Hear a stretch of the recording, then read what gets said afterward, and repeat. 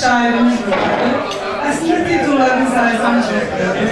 2025. yılın şairi adına layık görülmüş hərbi jurnalistimiz, bizim değerlimiz Hayat Ali Sarı'dan oradadır. Hayat Hanım, buyurun. Siz geldiniz, ben koça adamım. Ben ne dersin? Akşam xeyir olsun, hər birini hoş gördüm, hoş geldiniz, sefa geldiniz. Bugün Nahid kardeşimin bana həsrələdiyi bir şiir okuyordum sizə. Hər kəlməm nur saçır, doğan güneşdir. Sözündən ruh alır, hər sevən ürək.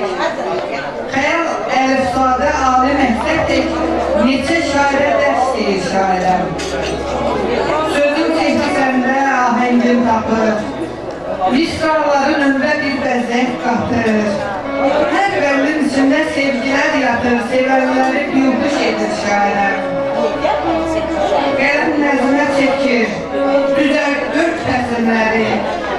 Sətirlərdə yaşar ömrün izləri, bəzən oxuyanın dolar gözləri, gəh ağlatır, gəh güldürür şairəm. Şeirimlə könüllər xəyallar qurar. Misralar içində gülər yaz, bahar, dinləyənlər sözün sehrinə dalar. Əsl şeir ruhu budur, şairəm. Mən bu şeir üçün əlaqətən sənə bir daha təşəkkürünü bildirirəm, kitabına da sağlınsam. Əvvəla kitablarını təbrik edirəm. Xeyirli olsun, uğurlu olsun, axarlı olsun. Allah'tan artık ruhların her zaman olsun. İkinci bölümümüz isimliyim. Ömrüm bereketli olsun. Ben bugün senin səmniyyətin kulağına gelmişim. Səmniyyətə kulağına gelmişim. Her insan səmniyyəti olmadı.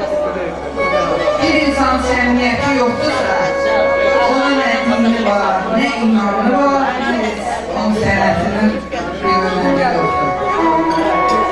Senin yüzün güzelliği, sənətin güzelliği, her şey boşdur.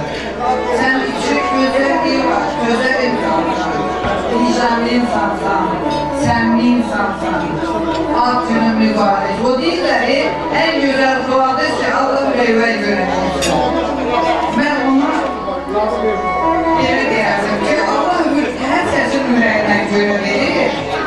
Her ses öz ürəyinin çörəyidir. Ama bu dünyada, ama o gece dünyada, ama tez olur, ama gec olur. Biz bu dünyada yaşayırıq, hələ bu ömrümüzü yaşayırıq. Mən deyərdim ki, əməklərim boşa geçməsin, zəhmətin əvvəl getməsin.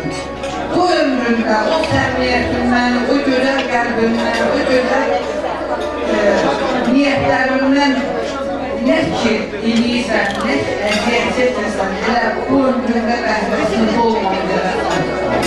Cünaytkərim olanda təbriklərimi çatdırıram, gələnmədir, sənədimə görə, amma sizin bu şad gününüzə çəkmənlərdən bilmədir. Bir daha sən təbrik edirəm, bir daha uğurlarım bol olsun, aksini mübarək olsun, kitablarımla uğur olsun. Her zaman hoş günler gelir kardeşim. Sağ olun. Teşekkür ederim Hayat Hanım. Her şey gününüzde zahmet. Var olun, Allah sizi görsün.